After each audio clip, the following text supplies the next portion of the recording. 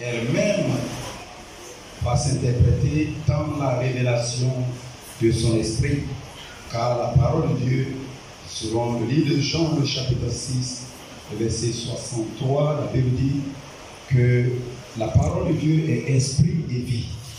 Et si l'esprit, son esprit a parlé, et donc c'est le rhéma qui nous est donné, et nous allons entrer dans la révélation donc de sa parole. Nous allons prendre le livre d'Exode, chapitre 17, du premier verset au verset 16. Bon, nous allons peut-être pas lire jusqu'au premier verset, mais je vais juste lire à partir du verset 4. La Bible dit, Moïse cria à l'Éternel en disant, que ferai-je à ce peuple? Encore un peu, et ils me lapideront. L'Éternel dit à Moïse, passe devant le peuple et prends avec toi des anciens d'Israël. Prends aussi dans ta main ta verge. Exode 17, à partir du verset 4. Prends aussi dans ta main ta verge avec laquelle tu as frappé le fleuve et marche. Voici, je le tiendrai devant toi sur le rocher d'Horeb. Tu frapperas le rocher et il en sortira de l'eau et le peuple boira. Et Moïse fit ainsi aux yeux des anciens d'Israël. Il donna à ce lieu le nom de Massa et Meriba parce que les enfants d'Israël avaient contesté et parce qu'ils avaient tenté l'Éternel en disant, l'Éternel est-il au milieu de nous ou n'y a-t-il pas? Verset 8. Amalek vint combattre Israël à Riphidim. Alors Moïse dit à Josué, choisis-nous des hommes, sors et combat Amalek. Demain, je me tiendrai sur le sommet de la colline, la verge de Dieu dans ma main.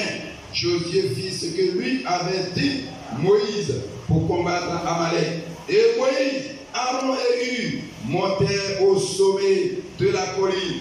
Lorsque Moïse élevait sa main, Israël était le plus fort. Et lorsqu'il baissait sa main, Amalek était le plus fort. Les mains de Moïse étant fatiguées, il prit une pierre qu'il plaçait sous lui et il s'assit dessus. Aaron et Hur soutenaient ses mains, l'un d'un côté, l'autre de l'autre, et ses mains restèrent fermes jusqu'au coucher du soleil. Et Josué vainquit Amalek et son peuple au tranchant de l'épée.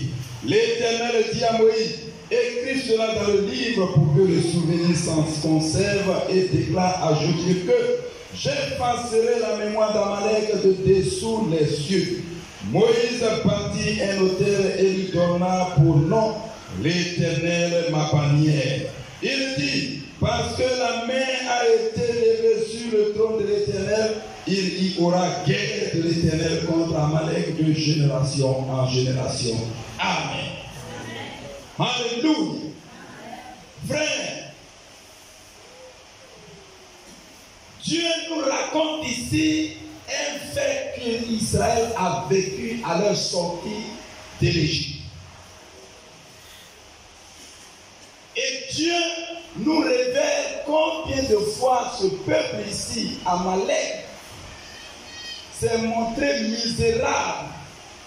Ce que vous devez savoir, c'est que Jacob avait son frère né qu'on appelait Ésaü.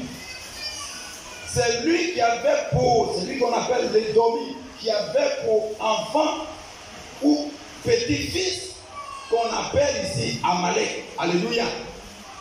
Et c'est son petit-fils, quand Jacob s'est retrouvé avec son fils Joseph en Égypte, et que le temps de Dieu, les 430 ans étaient accomplis, qu'il devait revenir sur la terre promise, Amalek était donc normalement des frères, cousins, devait se disposer à recevoir ses frères, mais c'est celui-là qui s'est mis à s'opposer de manière vigoureuse contre le peuple d'Israël qui devait venir. Alléluia.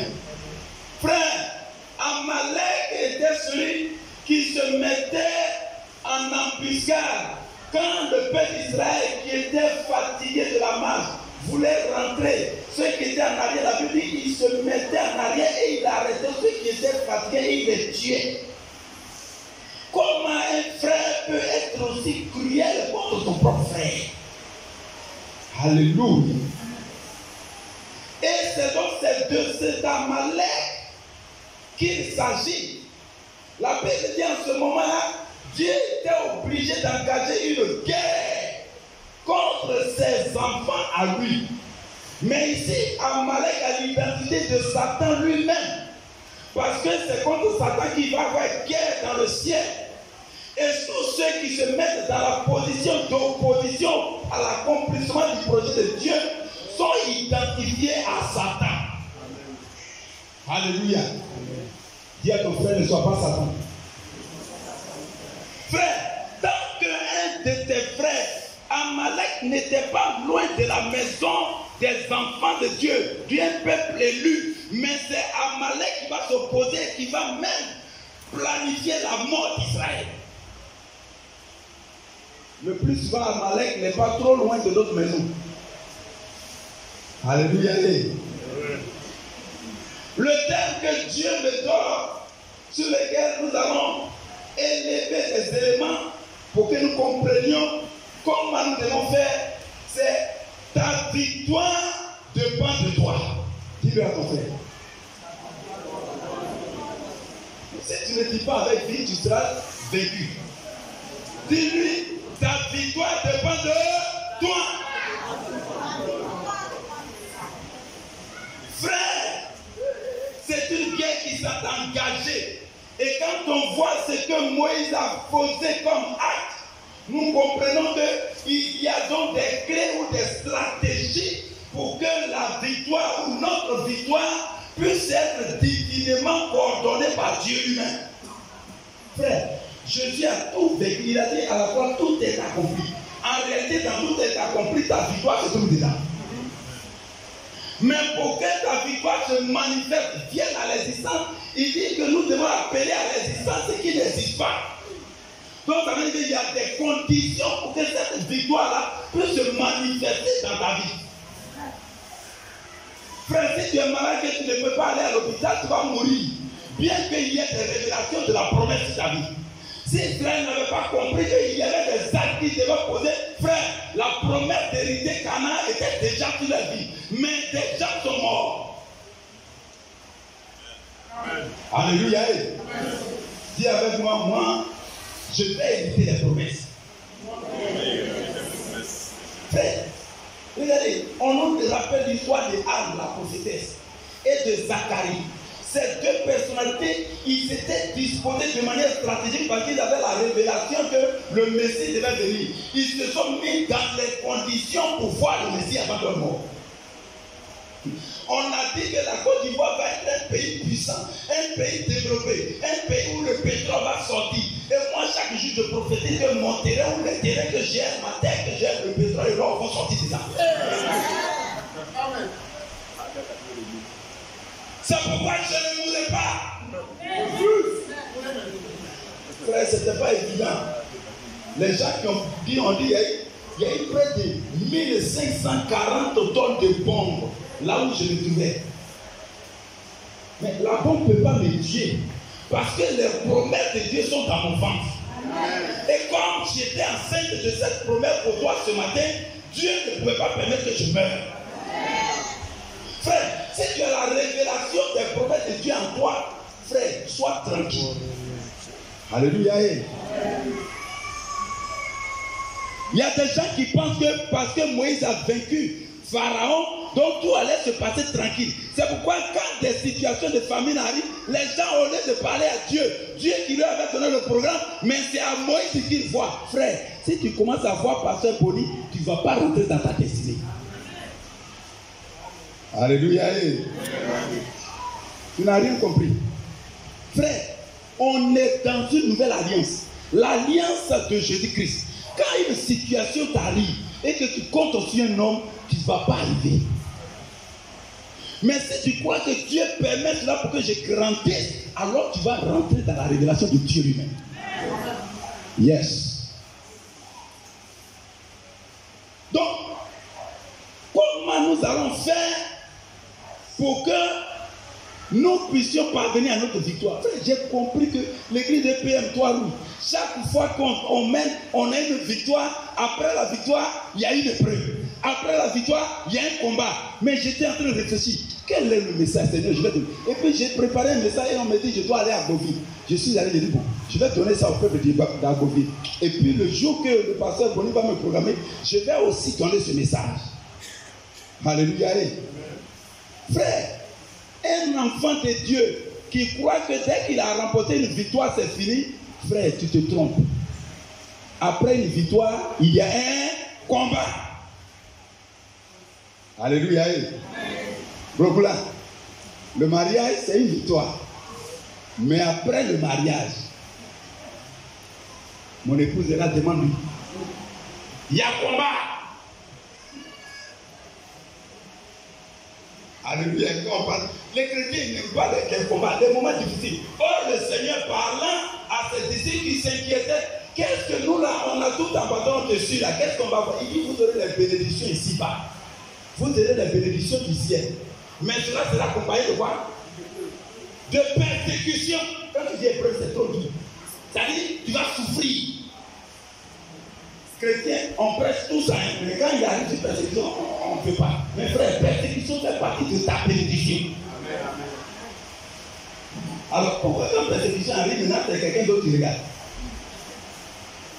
Jorobi peut rien faire pour toi. Celui qui a fait pour Jorobi, c'est celui-là qu'il faut consulter. Alléluia.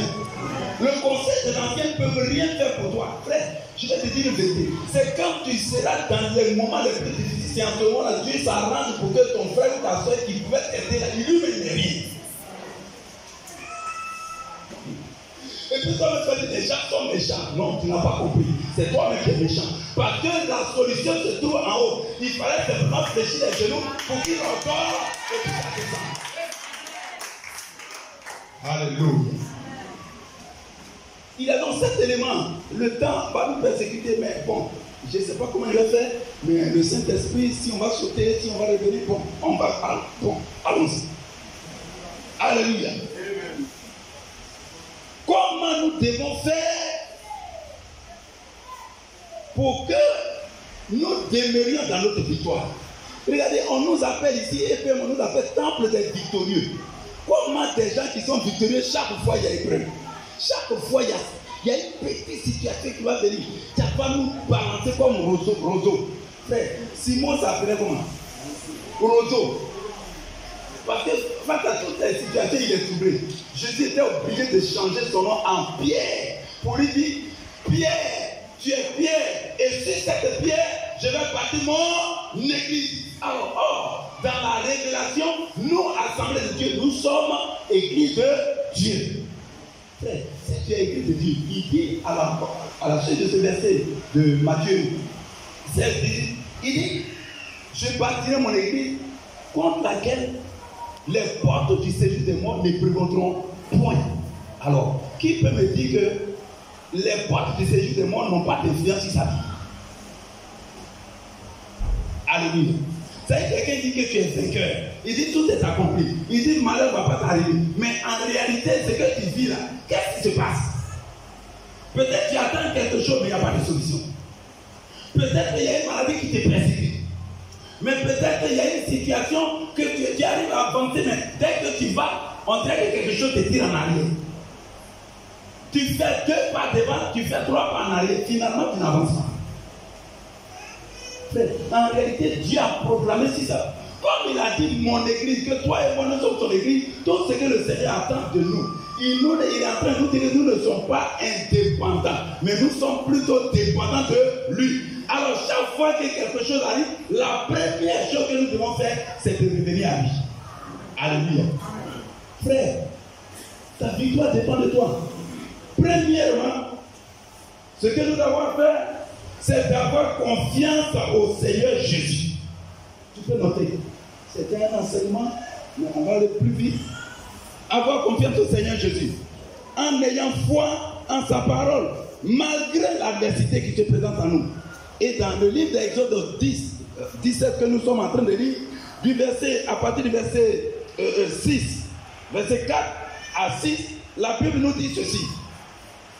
Moïse cria à l'Éternel en disant, que ferai-je à ce peuple? Encore un peu et ils me lapideront. L'Éternel dit à Moïse, passe devant le peuple et prends avec toi les anciens d'Israël.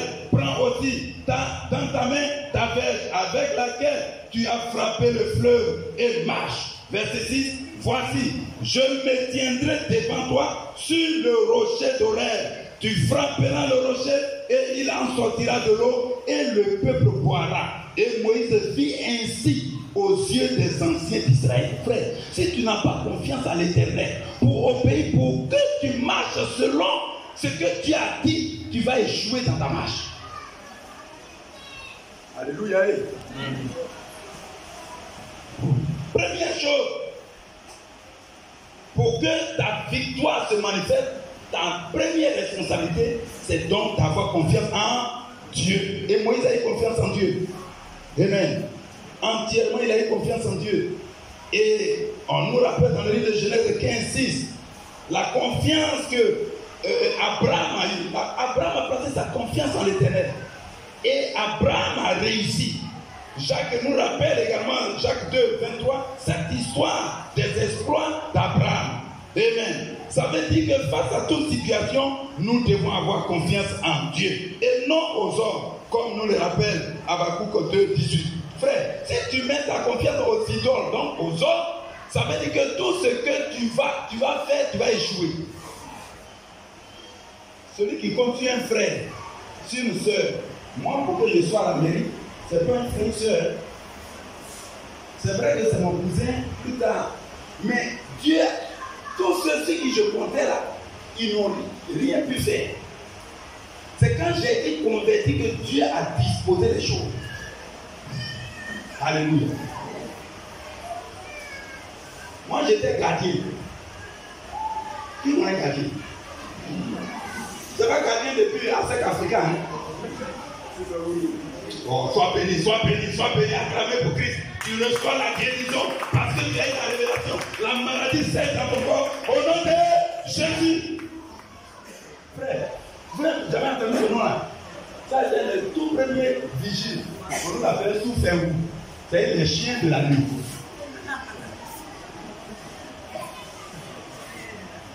J'étais gardien. C'est maintenant après que je vais devenir vigile. Ça, c'est le nom pour arranger maintenant. Mais avant de devenir maintenant, on dit agent de sécurité pour rendre beau maintenant. Alléluia. Frère, maintenant, Toko Taka, le type qui est assis en haut, de la rue Princesse à la Gamé, à frère, j'ai travaillé à la mort de Yopougon, j'ai lavé cadavre. Qui s'est fait dire? Mon ami l'André, il sait. Alléluia, et ma femme est là, elle est tenue. Frère, mais parce qu'il y avait la promesse de Dieu en moi. C'est pourquoi je peux avoir micro, je dis parler. Quel point école même j'ai fait? Première, je me suis invité en première. Mon grand frère qui est décédé, c'est chez lui j'étais. C'est là-bas que j'étais avant, et puis mon épouse, moi, c'est comme. Lui, frère que j'ai réussi à l'époque, il était son petit frère qui était chez lui. J'étais plus âgé que ses enfants. Donc lui, tout ce qu'il faisait, j'ai pas à l'université, il a fait dans l'école, les premiers professeurs de Côte d'Ivoire. Donc tout ce qu'il souhaitait, c'est que son petit frère réussisse. Et qu'il soit, il part à l'université aussi, il réussit, il a le diplôme. Mais en réalité, moi, quand après mon PPC, je voulais passer concours de gendarmerie. Quand j'ai passé le premier tour, on dit qu'il sera gendarme. Parce que moi-même, j'étais bien en forme là. Donc, quand tout le monde me regardait, il est ça, machin. Et puis, tout ce que j'aimais être gendarme commando, un parachutiste.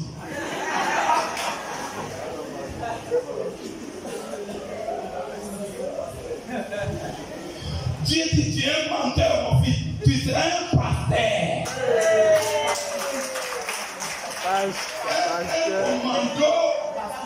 Ah oui, c'est le même pays. D'un pays à un autre pays. Alléluia. Dieu a travaillé pour que je sois ici. Mais ceux qui connaissent ça, tu es un fou de Dieu. Les amis, on ne joue pas à ça. C'est parce que je confiance en Dieu que Dieu me protège. Ce n'est pas pour autre chose. Je ne suis pas beau. Je ne connais pas papier. Je ne suis pas meilleur que Dieu me préserve. Frère, c'est rien d'autre que attachement de ton cœur, confiance en Dieu. Donc, souvent, je dis à mon épouse, c'est un langage que moi je le dis. Je dis, Dieu va faire. Je ne sais pas comment, mais il va faire. Honnêtement, moi je n'ai pas de solution. Mais je sais que celui qui est assis au ciel, si tu as confiance en lui, il va faire. Ayons confiance en Dieu. Moïse a eu confiance. Et quand il a eu confiance, il a interrogé Dieu, Dieu lui a donné les directives. Deuxième chose, aller à la montagne de l'Éternel. Frère, aller à la montagne de l'Éternel, c'est la prière. Dieu te fait rentrer dans la dimension. Dieu dit, Moïse va dire à Josué, à ses frères, il dit, allons à la montagne. Il va donner les choses. Alléluia. Donc, aller dans la prière, sincère et fervent, cela jusqu'à la victoire. Et Exode 17, 4, 6 et 9 nous révèle, je vais lire le verset 9, puisqu'on a déjà lu le verset 6, le verset 4 et 6. Le verset 9 nous dit, alors Moïse dit à Josué, choisis nous des hommes, sors et combat Amalek. Mais avant, combat Amalek. Demain, je me tiendrai sur le sommet de la colline, la verge de Dieu dans la main. Frère, Moïse a compris que cette affaire-là, c'est traité avec Dieu. Parce qu'Amalek, ce qu'il a commencé à faire, si on reste là, ils vont nous tuer. Et les promesses de Dieu ne vont pas s'accomplir. Frère, Dieu a des promesses sur ta vie. Mais si tu ne fais rien, si tu ne te rends pas compte que tu dois mener le combat, tu vas rester à mourir. Il y en a qui disent, comme j'ai accepté, je peux dormir peinard. Frère, il faut aller dormir. Il faut dormir. Un sorcier va faire de toi un soupouillard. Attends, pourquoi voir? Jésus était avec Pierre, ou Pierre était avec Jésus. Et la Bible nous rapporte que Dieu, Jésus lui-même, Dieu vivant, va dire à Pierre, Pierre, bon, il n'a pas dit Pierre, il dit Simon, Satan t'a réclamé. Vous savez ce que ça veut dire? Donc Satan a la possibilité, pendant que tu es chrétien, de te réclamer. Ça ne s'est pas arrêté là. Il dit pour te faire quoi? Pour te griffer. C'est-à-dire qu'il était prêt pour finir avec toi.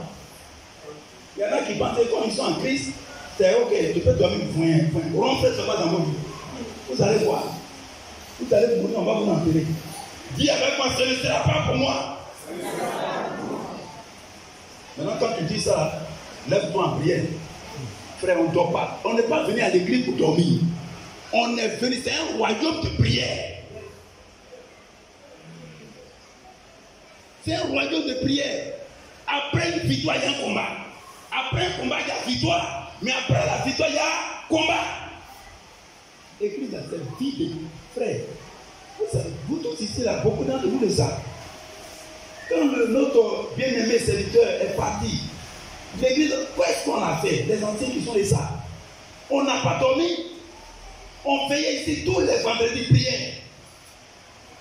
Dans le bureau là-bas, on se retrouvait matin, on est prière. C'est prière sur prière qui a permis que toi et moi on soit là. Sinon, ce n'était pas évident. Il n'y a pas pasteur ici, église. Comment on en a fait? On a eu des quintaux sur nos genoux.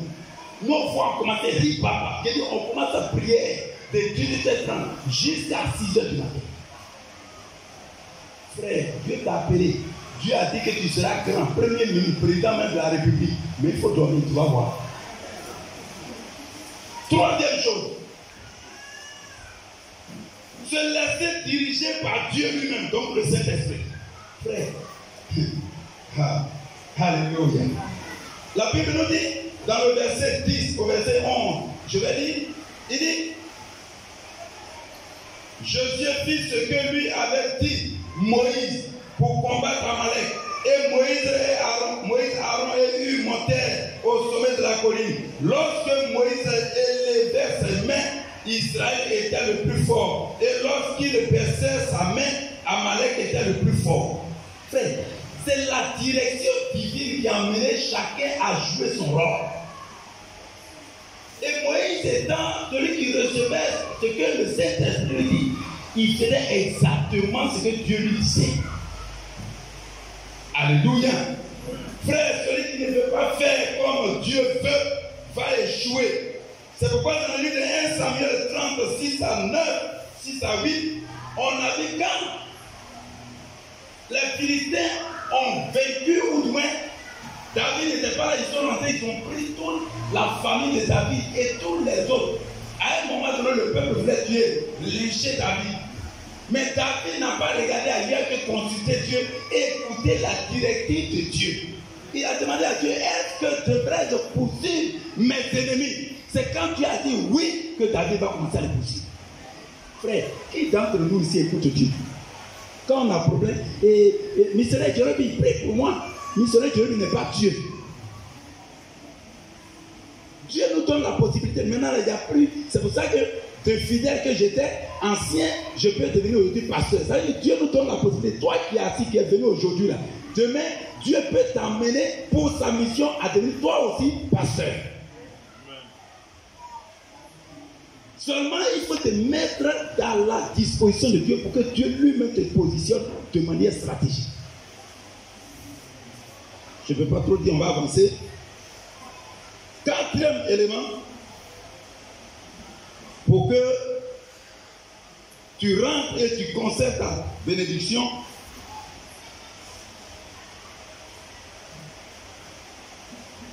tu as besoin de personnes ressources. Alléluia. Pour accomplir le projet de Dieu. Le verset 9 à 13 est précis à ce sujet. Il dit, comme j'ai déjà lu 13, 11, je vais lire donc à partir de 12.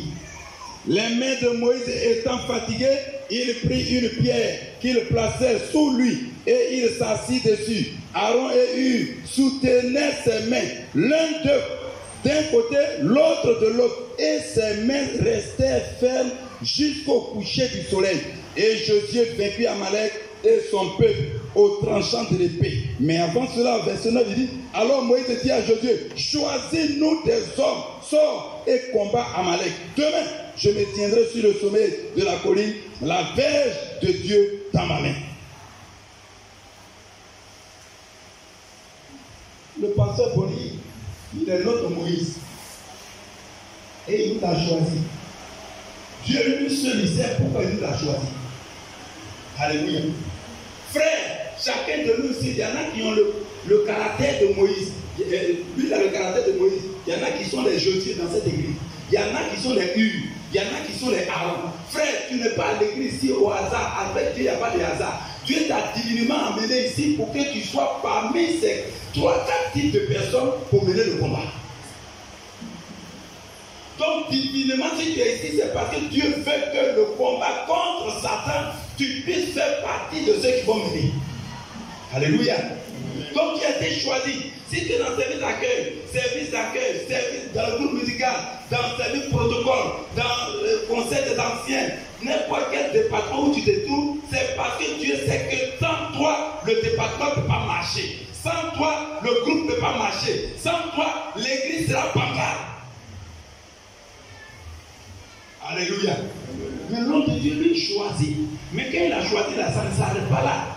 Les personnes ressources qu'on choisit, c'est pas son compte sur ton frère. Le chapitre 18 ici, Dieu va instruire Moïse de choisir des hommes capables. Donc, si tous ceux qui ont été choisis, c'est comme si Dieu avait déjà investi en eux la capacité d'accomplir la mission pour laquelle nous sommes là. Alléluia. Frère, quand le frère très bien en train de parler, c'est parce que divinement Dieu instruit le pasteur pour le choisir comme responsable des hommes. Lui aussi, l'onction qui a envie de l'amener à choisir aussi des hommes. Frère, c'est dans ce groupe-là que chacun de nous devons contribuer à ce que le projet de Dieu s'accomplisse. Mais ne sois pas dans ce groupe-là un Akan. C'est la parenthèse que je voulais souligner. Vous savez, les Akan, c'est tout ce, leur programme là, c'est de faire échouer le groupe. Dis à ton frère, je ne sais pas un ça. Frère, si elle fait un toit rouge, tu vas être un Akan, c'est pas bon, parce qu'à la fin, Akan est mort.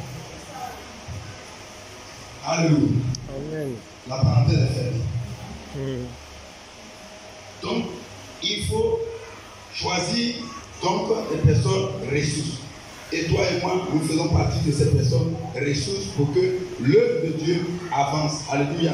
Donc j'ai dit Exode 18, 21 et 25 nous révèlent cela. Mais aussi, on peut voir le conseil que Paul a donné dans 2 Timothée 2, 2. Il dit choisis-toi des gens qui soient capables, à qui tu vas transmettre ce que tu as reçu. Donc, le pasteur Boni a reçu et nous transmet. C'est ce que nous aussi on est en train de faire en vous transmettant les révélations de Dieu pour que vous aussi demain vous puissiez expliquer. Et c'est à cause de cela, dans les séries on a dit les messages qu'on prêche les dimanches, revenez dessus et méditez sur ce passage pour que ça reste en vous. Alléluia. C'est d'ailleurs pour ça que nous faisons les récitages des versets. Jean-Claude, vois le temps, hein? Fais-moi le temps parce que je ne vois pas bien. J'ai encore 3 points. Alléluia. Non, on va aller vite. Gloire à Jésus. Donc, il faut choisir. Et il faut avoir la révélation de choisir. On ne choisit pas n'importe qui. On ne choisit pas par complaisance. Alléluia. Je ne crois pas que le pasteur Denis choisisse les gens par complaisance. Parce que quand tu choisis toi-même par complaisance, tu fais un trou autour de toi. Si tu choisis par complaisance, toi-même tu as disposé ton échec. Si moi je choisis parce que j'aime ta tête, et non pas parce que Dieu veut que je te choisisse, ça veut dire que moi-même j'ai planifié, j'ai mis les germes de mon échec. Est-ce qu'on est d'accord? Que ce soit dans ton entreprise, il ne faut pas choisir par complaisance. Il faut choisir selon la révélation de Dieu. Frère, écoutons l'esprit de Dieu. Dans tout choix. Je vais me marier, mon frère Blocoula. J'espère que ce n'est pas par complaisance. Oh Dieu merci, vous vivez déjà ensemble. Donc pour vous, ça a été comme ça. Nous autres même, on a vécu comme ça. Et puis après, on a régularité. Alléluia. Voilà, on a régularité. Ah, nous, on ne connaît pas du tout. Et pour nous, on a commencé à man. On jouait petit poteau, contrôle, jeu de chambre. Et puis on a arrivé sur le Saint-Esprit, et bon petit poteau là, arrangez-moi ça. On a obéi, et puis voilà. Alléluia. Frère, ma soeur, vous qui n'êtes pas encore en train de jouer petit poteau là, pour nous, ça veut dire qu'on joue dans un club déjà. Mais on n'avait pas de licence pour jouer dans le club. Ça veut dire la femme se trouve chez toi. Mais légalement, tu n'as pas marié. Donc tu n'as pas la licence. Mais elle est chez tes parents. Et puis tu joues que tu es un voleur. Et toi aussi tu es une voleuse. Si tu restes dans ça et puis la mort vient, tu vas faire quoi? On est dans un combat. Ça dit que quand on dit qu'il y a une guerre, on dit quand la main de Moïse était abattue, qu'est-ce qui arrivait? Qui était vainqueur? Quand on dit le vainqueur, ça veut dire qu'il est caressé. Il y a eu quoi? Il y a mort. On tue les gens. Si tu es en train de jouer petit poteau maracana, oh, ce n'est pas ton travail de jouer maracana, frère, tu vas mourir dans cette affaire. Si la mort arrive. Donc, ceux qui ont des oreilles, écoutent la parole de Dieu.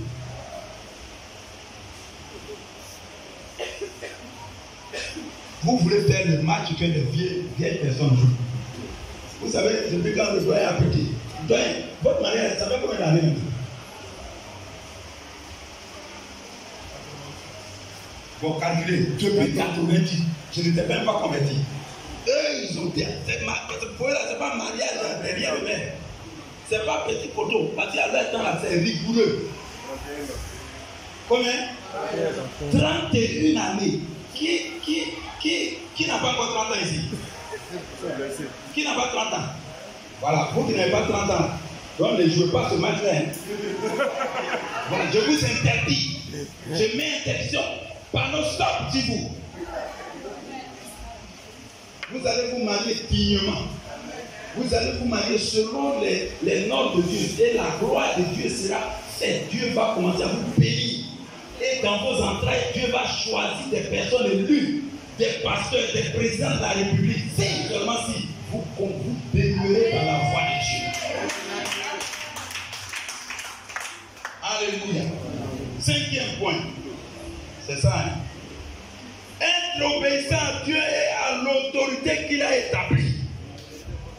Frère, le verset 9 à 10 est clair. 9 à 10 nous dit ceci. Alors Moïse dit à Josué, choisis-nous des hommes, sors et combat Amalek. Demain, je me tiendrai sur le sommet de la colline, la verge de Dieu dans ma main. Josué fit ce que lui avait dit Moïse pour combattre Amalek. Et Moïse, Aaron et Hur montaient au sommet de la colline. Frère, cette affaire, souvent quand je lis cette partie, Hur, Aaron, là, sont les parents directs de Moïse. Josué pouvait dire, hein, Moïse, tu es mauvais. Ça dit, toi, tu veux que moi je parte au front pour que je meure là-bas. Et puis toi et tes propres parents, vous allez à la montagne. C'est-à-dire que vous n'êtes pas au front. Et puis, frère, dans le travail qu'on est en train de faire là, il n'y a pas meilleur poste. C'est le poste que Dieu t'a rendu capable de faire là. C'est là que Dieu va inscrire le pasteur de t'établir.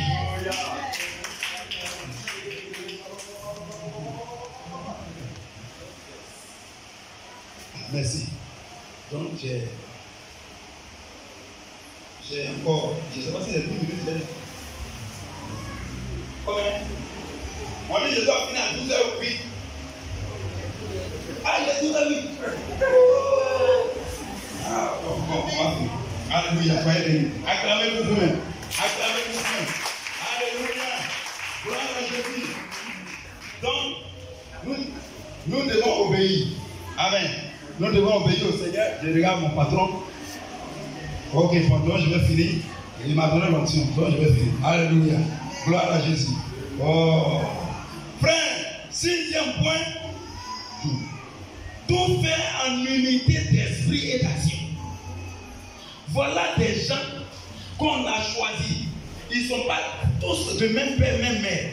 Mais tout ce qu'ils font, comme vous et moi je suis bureau, le pasteur Bonnier Baouli, voilà, il y a des amis, il y a un qui est là-bas, voilà pété, voilà chacun de nous, voilà tout le qui est là-bas, voilà mon frère Ghanéen qui est là, alléluia, chacun de nous on a des destinies différentes, frère, et Dieu nous met ensemble, mettant ensemble dans ce deuil là, chacun fait de sorte que le travail de Dieu s'accomplisse. Alléluia. Frère, sans unité on échoue. C'est la même bloc là. S'il n'y a pas unité dans ton foyer, je vais te donner juste un passage dans le livre de 1 Pierre chapitre 3. Il dit tous les chapitres.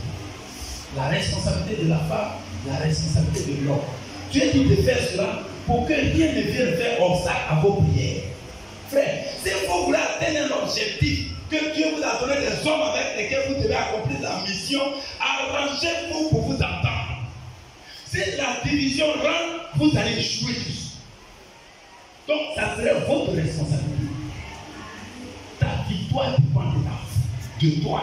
Alléluia. Si tu veux réussir, si tu veux avoir la victoire, alors arrange-toi à créer les conditions de paix. Dans ton foyer, dans ton travail, dans l'église, frère, partout tu te trouves, crée l'atmosphère de paix. Je travaille avec les gens à un moment donné et ils pensaient que je vais prendre leur place. Moi, prends la place de quelqu'un. Moi, c'est le protocole. Dès que je vais lui montrer le travail, non, qui est là-bas? Il veut faire par là. Ah, comme c'était un commandant de FLC, il dit mon frère, travaille. Maintenant, quand ça ne va pas, on m'a dit, mais pourquoi tu ne dis pas qu'on ne fait pas monter? Ah, quelqu'un qui a fusil, moi, fusil matériel, j'ai fait plusieurs fois. Je vais aller encore discuter ça. Donc, dites-lui, moi, je vais lui montrer le travail. Je ne vais pas faire par là. Alléluia. En fait, quand il a vu que j'ai mis des conditions pour qu'il soit heureux, il est heureux. On l'a bombardé directeur, il a voiture, tout. Moi, je marche à pied. C'est pas grave. Le temps de Dieu, pour qu'on voit la gloire de Dieu dans ta vie, arrive. Dieu te fait, il arrive. Frère, nous devons tout faire dans l'unité. 5e, 7e, et c'est le dernier point. L'unité, j'ai déjà donné la révélation, le verset 11 et le verset 13. On a vu un peu comment Dieu a coordonné cela. Et Jésus vaincu donc Amalek. C'est en l'unité qu'ils ont pu vaincre Amalek. Alléluia. Et aussi, on peut voir dans le livre de Genèse 11, 1 à 7, tout ça pour compléter la révélation. Mais cette partie de Genèse 11, c'est où le peuple qui était qui était à, comment on appelle ça, à la tour de Babel, dans l'unité dans le mal.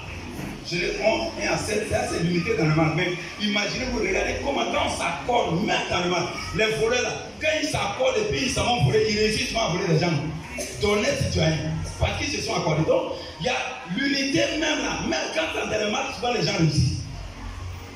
Alléluia. Mais c'est toi, ta manière de faire qui va faire que pour toi, là, le mal ou les malfaiteurs ne vont pas réussir.